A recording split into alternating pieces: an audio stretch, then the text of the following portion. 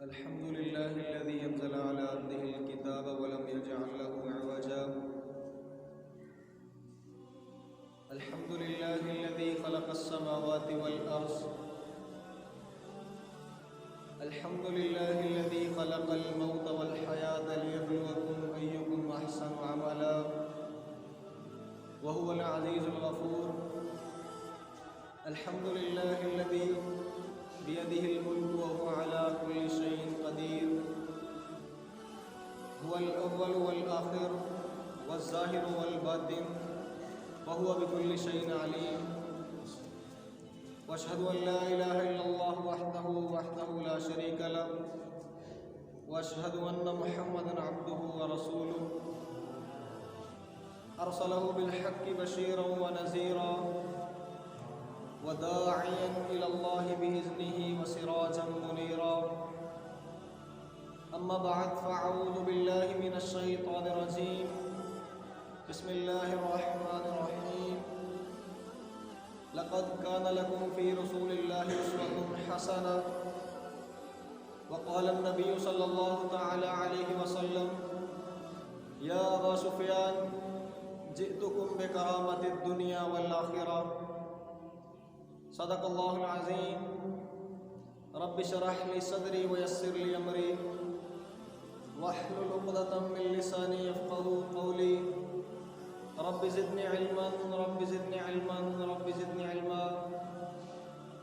سبحانك لا علم لنا إلا ما علمتنا إنك أنت العليم الحكيم. صدق الله العظيم. میرے نہایت قابل احترام معزز محترم مکرم ساتھیوں، اللہ رب العزت نے اس کائنات کو امتحان گاہ بنایا اور ہمیں تھوڑی سی دیر کے لیے اس دنیا میں بھیجا، اور محض ہماری آزمائش اور امتحان کے لیے ہمیں یہاں بھیجا گیا. اس دنیا کی حقیقت اللہ رب العزت سے زیادہ کوئی نہیں جان سکتا کہ جس نے اسے اپنے دست قدرت سے بنایا. اور اسی دنیا کے بارے میں اللہ قرآن میں فرماتے ہیں: وَمَا الْحَيَاةُ الدُّنْيَا إِلَّا مَتَاعُ الْغُرُورِ. یہ دنیا کی زندگی جو ہے یہ محض دھوکے کا سامان ہے. ہم اس دنیا میں آئے، اس دنیا کی رنگینیاں، اس دنیا کی رونقیں، اس دنیا کی مصروفیات میں ایسا گم ہوئے کہ اپنے اصل مقصد سے ہٹ گئے. اس دنیا میں آ کر ہمارا اصل مقصد کیا تھا کہ ہم اللہ رب العزت کی ذات کو پہچانتے اور اس کے آخری نبی صلی اللہ علیہ وسلم کے طریقوں اور سنتوں پر چلتے، تو اللہ رب العزت ہمیں یہ دنیا بھی دیتا اور آخرت کا ہمیشہ کی آخرت کا وعدہ بھی ہم سے اللہ نے کیا. اس کائنات میں چلتے ہوئے کامیابی اور ناکامی کا معیار کیا ہے؟ اس روئے زمین پر کوئی بھی انسان ایسا نہیں جو یہ نہیں چاہتا کہ اسے کامیابی ملے. اللہ رب العزت نے ایک ترتیب بنائی. ہم سب کی کامیابی کے تصورات ہر ایک کے ذہن میں علیحدہ علیحدہ ہیں، لیکن اللہ رب العزت کس کو کامیابی کہتے ہیں؟ اللہ قرآن میں فرماتے ہیں: فَمَنْ زُحْزِحَ عَنِ النَّارِ وَأُدْخِلَ الْجَنَّةَ فَقَدْ فَازَ. کہ جو جہنم کی آگ سے بچا لیا گیا اور جنت میں داخل کر دیا گیا، یہ ہے اصل کامیاب. اللہ رب العزت کے بے پناہ احسانات میں سے پہلا احسان یہ کہ اللہ نے ہمیں انسان بنایا. اس سے بڑا احسان یہ کہ اللہ نے ہمیں مسلمان بنایا، اور اس سے بڑا احسان یہ کہ اس نے ہمیں جناب محمد مصطفیٰ صلی اللہ علیہ وسلم کی مبارک امت میں پیدا کیا. اس کائنات میں رہتے ہوئے جہاں ہمیں دنیا میں رہنے کا حکم ملا، وہاں رہتے ہوئے ہمیں 24 گھنٹے کے اعمال میں اللہ کے احکامات اور اس کے آخری نبی صلی اللہ علیہ وسلم کے طریقوں اور سنتوں کو دیکھ کر چلنے کا حکم دیا گیا. ہماری 24 گھنٹے کی زندگی ہم جو بھی کرنا چاہتے ہیں اس کو کرتے ہوئے محض اللہ کا حکم دیکھیں اور اس کے پیارے نبی کا طریقہ دیکھیں، تو اللہ کی قسم دونوں جہانوں میں کامیابی ہے.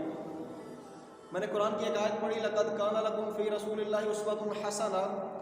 اللہ فرماتے ہیں البتہ تحقیق ہم نے رسول اکرم صلی اللہ علیہ وسلم کی زندگی کو تمہارے لیے کامل، اکمل اور مکمل نمونہ بنا دیا۔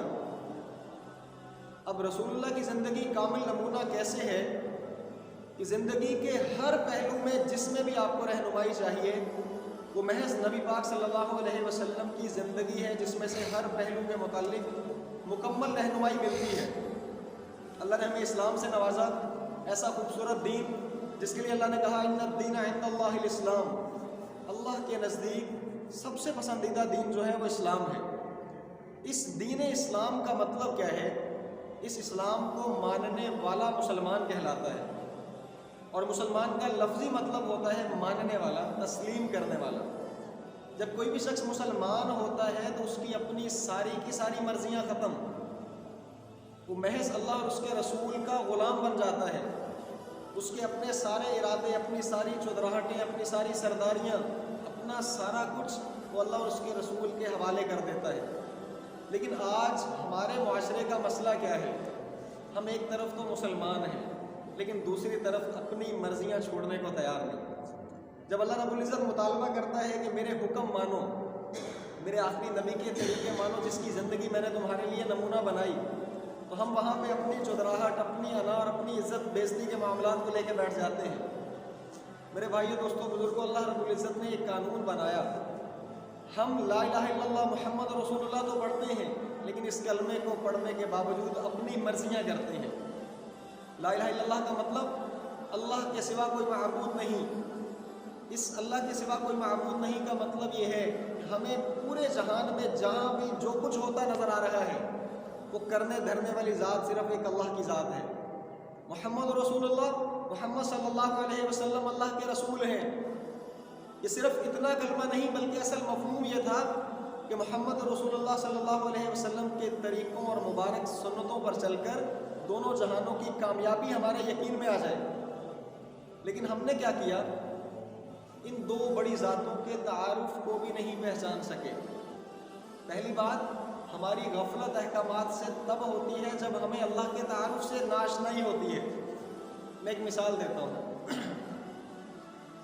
گاؤں میں رہنے والے لوگ ہیں، ایس ایچ او صاحب آپ کو کوئی پیغام بھیجیں کہ جی میری آ کے تھانے میں بات سنو۔ اب ہمیں ایس ایچ او کی طاقت اور وزن کا پتہ ہے کہ اگر میں نے جا کے بات نہ سنی تو دوسرے دن بھائی ان کی گاڑی آ جائے گی پولیس کی، وہ آ کے مجھے اٹھا کے لے جائیں گے۔ تو وہ بندہ اپنے سارے کام چھوڑ کے فوری جا کے بات سنے گا کہ جی سر حکم کریں۔ بات یہ ہے کہ اس ایس ایچ او کی طاقت کا لوگوں کو پتہ ہے۔ گاؤں کا کوئی نمبردار پیغام بھیجے کہ آگے میری بات سنو، وہ بندہ اپنا کام چھوڑ کے بھاگ کے جا کے کہے گا جی جو سب فرمائیں کیا کام ہے۔ لیکن اللہ رب العزت کا پیغام دن میں کتنی دفعہ آتا ہے؟ 5 اذانوں میں مؤذن 10 دفعہ یہ کہتا ہے حی علی الصلاۃ، آؤ نماز کی طرف، آؤ نماز کی طرف۔ 10 دفعہ یہ کہتا ہے حی علی الفلاح، آؤ کامیابی کی طرف، آؤ کامیابی کی طرف۔ اللہ کی قسم ہمارے کان پہ جو تک نہیں رینگتی۔ اس کی وجہ کیا ہے؟ ہمیں اس اللہ کی کبریائی، بڑائی اور اس ذات کے تعارف کا نہیں پتا کہ وہ ہے کون۔ جیسے ایک چودھری، ایک نمبردار اور ایک ایس ایچ او کی شناخت تو ہم کر لیتے ہیں کہ بھائی نہ گیا تو یہ ہو جائے گا، اللہ کی بات نہ مانی تو کیا ہوگا یہ ہمیں پتہ ہی نہیں۔ ہمارے ذہن میں تصورات ہی غلط ہیں۔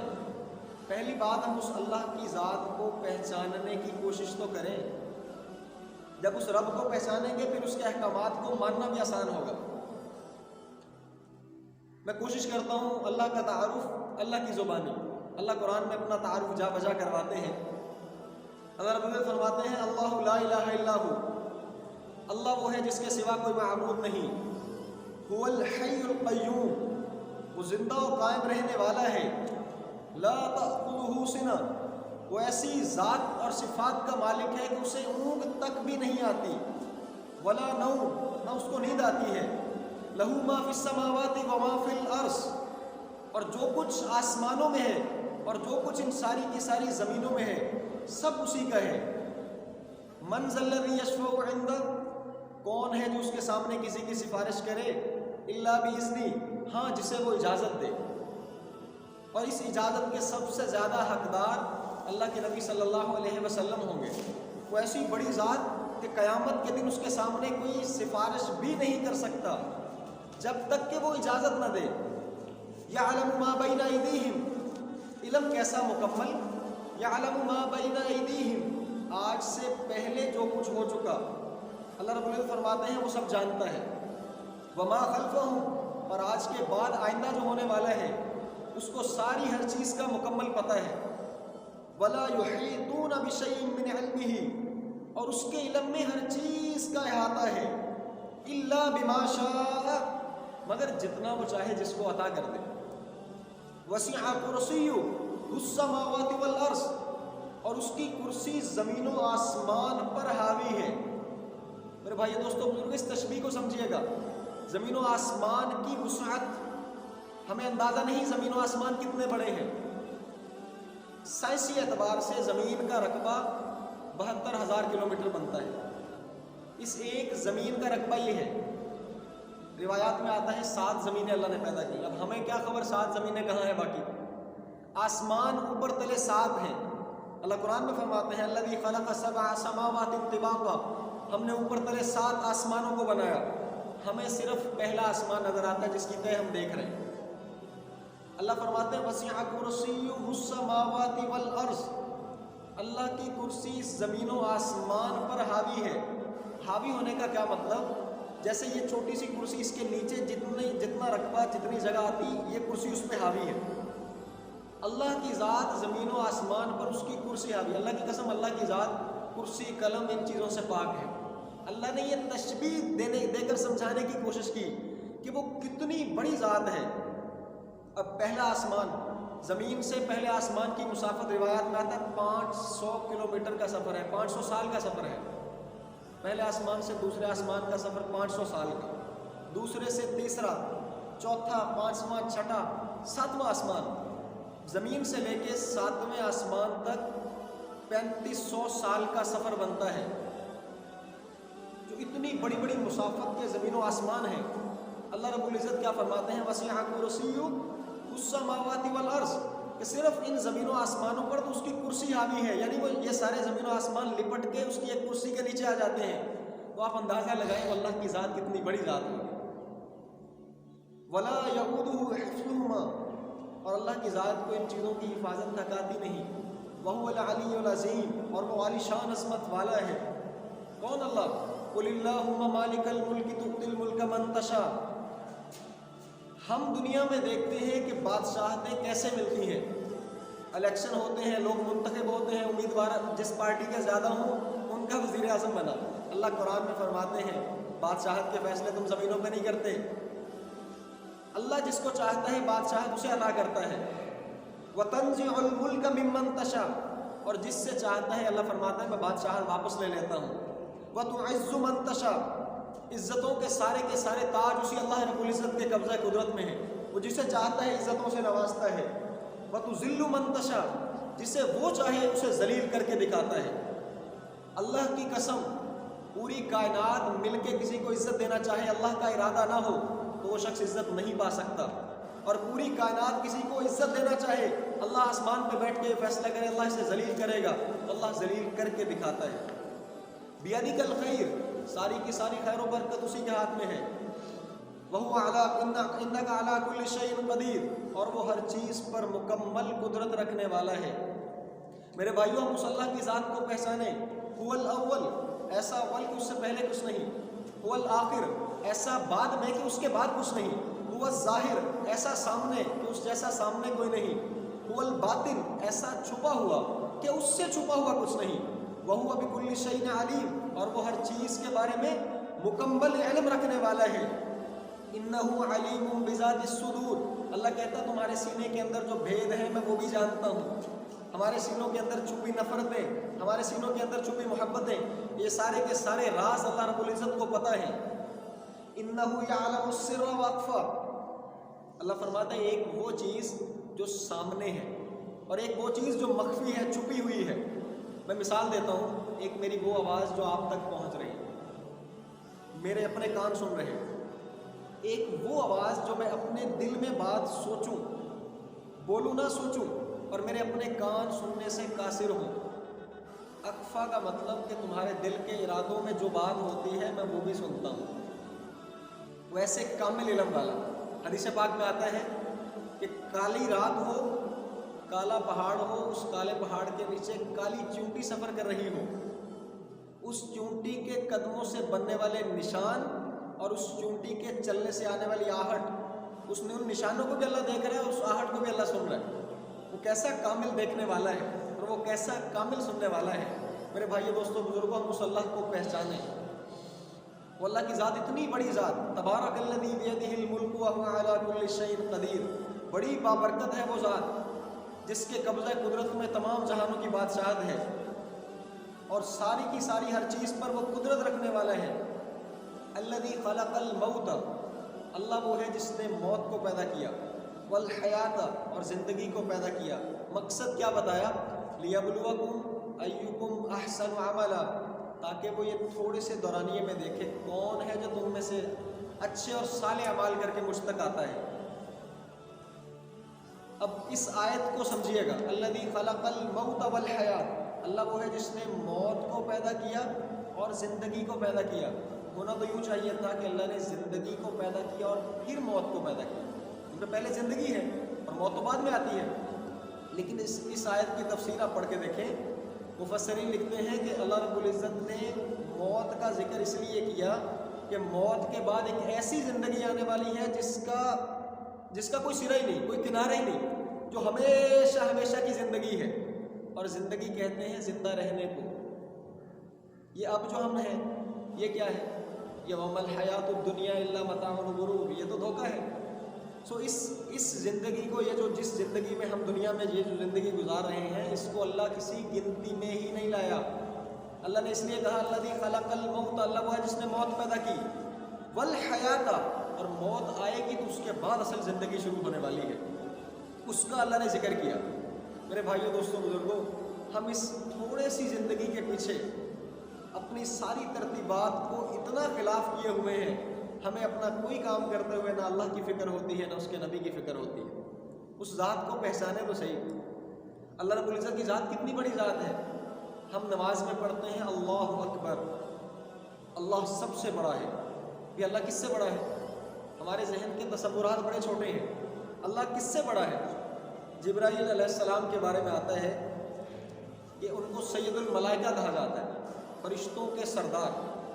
अब जिब्राईल अलैहिस्सलाम की जिसामत और कद-ओ-कामत के बारे में एक रवायत आती है कि अल्लाह रब्बुल इज़्ज़त ने उनको इतनी बड़ी जिसामत दी कि उनके 600 पर हैं, और अगर वो अपने सिर्फ 2 पर खोल दें, मशरिक़ व मगरिब का सारा खिला उसके नीचे आ जाए, तो बाकी 500, जो 600 पर हैं, बाकी 598 खोलेंगे तो कहाँ तक जाएंगे। और उनका कद कितना है कि वो ज़मीन पर खड़े हों तो उनका सर जाके अर्श को लगे, और अर्श मेरे भाइयों 7वें आसमान से ऊपर है। ये जो 7 आसमानों की मुसाफत मैंने पहले अर्ज़ की कि 3500 साल की है। जिस जिब्रील का कद इतना बड़ा कि वो ज़मीन पे खड़ा हो, उसका सर जाके अर्श मुअल्ला को लगे, वो जिब्रील कितना बड़ा होगा। उस जिब्रील को पैदा करने वाला रब अल्लाह अकबर, अल्लाह सबसे बड़ा है।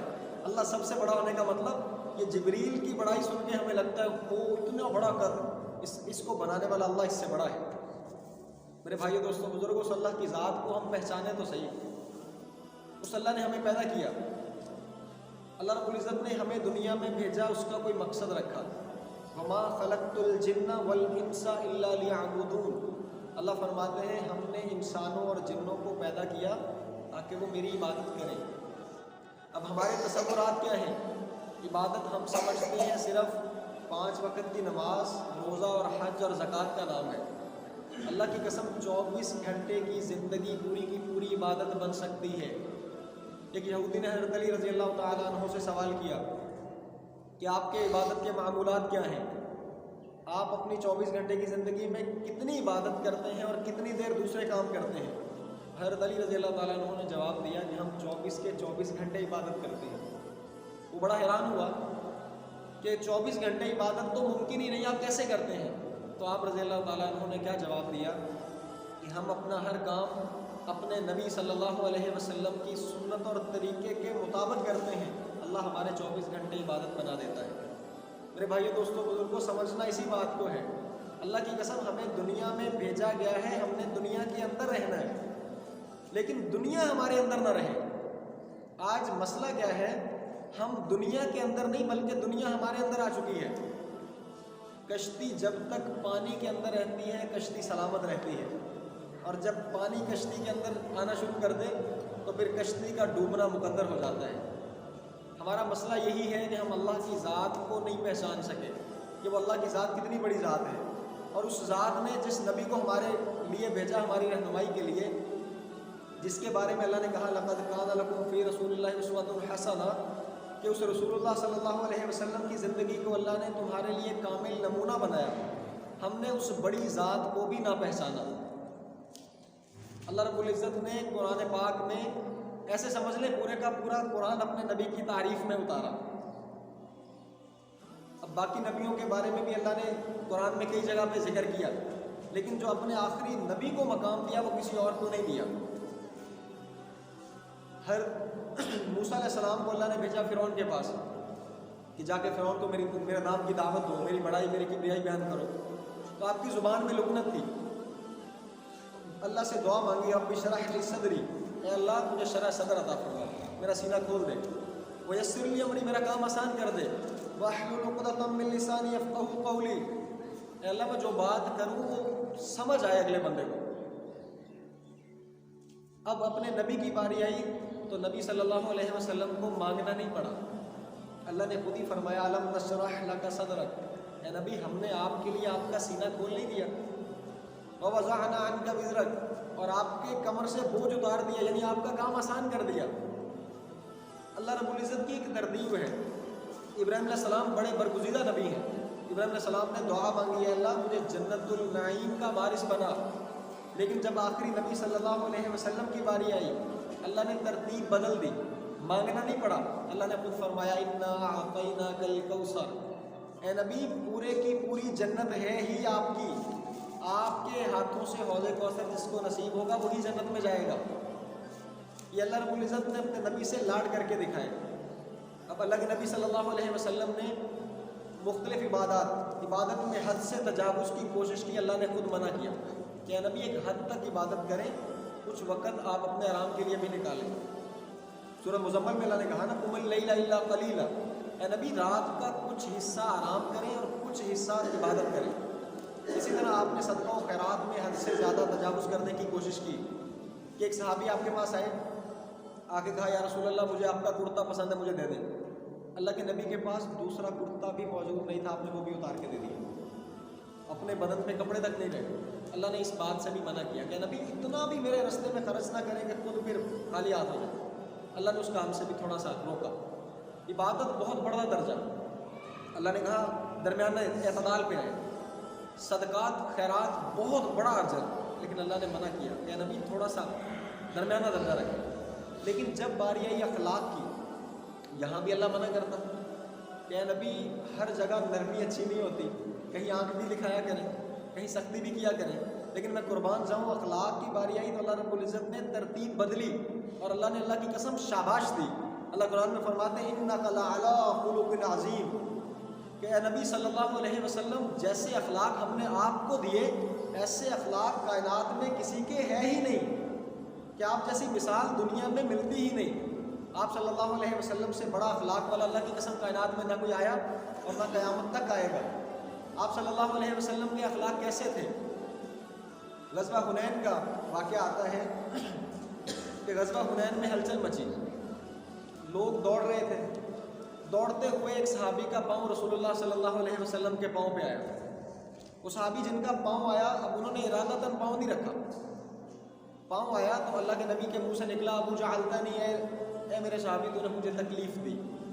وہ صحابی خود بیان کرتے ہیں اس روایت کو کہ میں جلدی سے تیزی سے بھاگ رہا تھا تو رک نہیں سکا، لیکن ایسے ہی جب میں گھر پہنچا تو میرے ذہن میں یہ آیا کہ میں نے رسول اللہ صلی اللہ علیہ وسلم کو تکلیف دی، اب میری ہلاکت کا کوئی پیغام اترے گا۔ ساری رات یہی سوچتا رہا کہ میرا کیا بنے گا۔ دوسرے دن اللہ کے نبی صلی اللہ علیہ وسلم نے اعلان کروایا کہ اس صحابی کو بلایا جائے جس نے میرے پاؤں پہ کل پاؤں دیا تھا۔ اب وہ صحابی کو بلایا گیا، یہ کانپتے ہوئے آئے کہ پتہ نہیں میرے ساتھ کیا فیصلہ ہونے والا ہے۔ اللہ کے نبی صلی اللہ علیہ وسلم نے ارشاد فرمایا کہ کل جب تمہارا پاؤں میرے پاؤں کے اوپر آیا تھا میرے ہاتھ میں چھڑی تھی، میں نے پلٹ کے تمہیں چھڑی ماری تھی، میں تم سے معافی چاہتا ہوں۔ وہ صحابی کہتے ہیں یا رسول اللہ مجھے تو پتہ بھی نہیں، میں نے زرہ پہنی ہوئی تھی، اور زرہ اللہ کی قسم تلوار اثر نہیں کرتی، زرہ تو لوہے کا لباس ہوتا ہے۔ تو اس نے چھڑی ماری، اس صحابی کو پتہ بھی نہیں کہ چھڑی لگی کہ نہیں۔ اللہ کے نبی کیا فرما رہے ہیں کہ میرے سے تمہیں چھڑی لگی، میں تم سے معافی مانگتا ہوں، مجھے معاف کر دو۔ تو وہ آگے سے رونے لگے، یا رسول اللہ میں تو اس ڈر سے کہ پتہ نہیں میرے ساتھ کیا ہونے والا ہے، میرا پاؤں آپ کے پاؤں پہ آیا۔ اور آپ صلی اللہ علیہ وسلم نے فرمایا نہ صرف میں تم سے معافی چاہتا ہوں بلکہ یہ 60 بکریاں ہدیے کے طور پہ تمہیں تحفہ دیتا ہوں، یہ تم قبول کرو گے تو مجھے یہ پتہ چل جائے گا کہ تم نے مجھے معاف کر دیا۔ میرے بھائیو دوستوں بزرگوں، یہ رسول اللہ کے اخلاق تھے۔ طائف سے بڑا واقعہ کائنات میں کوئی نہیں آیا اس سے زیادہ درد والا۔ حضرت عائشہ رضی اللہ تعالیٰ عنہ نے ایک دفعہ رسول اللہ صلی اللہ علیہ وسلم سے پوچھا کہ یا رسول اللہ آپ کو سب سے زیادہ تکلیف کب ہوئی؟ تو آپ صلی اللہ علیہ وسلم نے ارشاد فرمایا طائف والوں نے مجھے سب سے زیادہ تکلیف دی۔ اب مقصد کیا تھا؟ طائف میں جا کے آپ نے کہا کیا تھا؟ یہی کہا تھا نا کہ اے لوگو یا ایھا الناس قولوا لا الہ الا اللہ تفلحون، اے لوگو پڑھ لو لا الہ الا اللہ کامیاب ہو جاؤ گے۔ اس سے بڑا مطالبہ تو کوئی نہیں تھا کہ اے لوگو کلمہ پڑھ لو، اس رب کو رب مانو جو رب ہے، وہ اللہ، اس اللہ کو اللہ مانو جو اللہ ہے، اللہ کے قابل ہے، اس کی عبادت کرو جو عبادت کے قابل ہے۔ تم جگہ جگہ پہ بت بنا کے بیٹھے ہو۔ ان لوگوں نے شرارتی بچوں کو آپ کے پیچھے لگایا۔ پورا واقعہ سنانے کی ہمت نہیں میرے میں، لیکن مختصر یہ کرتا ہوں کہ آپ کو جب پتھر لگے، آپ کا جسم لہو لہان ہوا، اللہ کی قسم یہاں موقع تھا کہ آپ بد دعا کے لیے ہاتھ اٹھاتے، لیکن جب رسول اللہ کے پاس فرشتہ آیا یا رسول اللہ آپ حکم دیں، اللہ فرما رہے اگر آپ کہیں تو یہ طائف کی پوری بستی کو ہم 2 پہاڑوں میں مسل کے رکھ دیں۔ لیکن میں قربان جاؤں اس نبی کے پیارے اخلاق پہ، انہوں نے کیا جواب دیا کہ یا اللہ میں رحمت بن کر آیا ہوں، انا ارسلناک وما ارسلناک الا رحمۃ للعالمین، اے نبی ہم نے آپ کو 2 جہانوں کے لیے رحمت بنا کر بھیجا۔ رسول اللہ نے کیا ارشاد فرمایا؟ ابھی اللہ کی قسم یہ سارے کے سارے وہ لوگ جنہوں نے آپ کو پتھر مار مار کے لہو لہان کیا، یہ وقت تھا آپ اللہ سے کہتے یا اللہ ان کو تباہ و برباد کر دے، ان کو ناشت و نابود کر دے۔ آپ نے ہاتھ اٹھائے اور کیا دعا مانگی؟ اے اللہ یہ نہیں تو ان کے آنے والی نسلوں کو ہدایت دے۔ اور پھر اللہ کی قسم اسی طائف کی وادی میں سے محمد بن قاسم جنہوں نے ہمارا سندھ فتح کیا، سندھ میں جو اسلام کا جھنڈا لے کے داخل ہوئے، وہ محمد بن قاسم کا تعلق اسی طائف سے تھا۔ یہ رسول اللہ کی قربانی تھی اور آپ کی یہ دعا کا ثمرہ تھا کہ اسی نسل میں سے پھر بعد میں لوگ دائرہ اسلام میں داخل ہوئے۔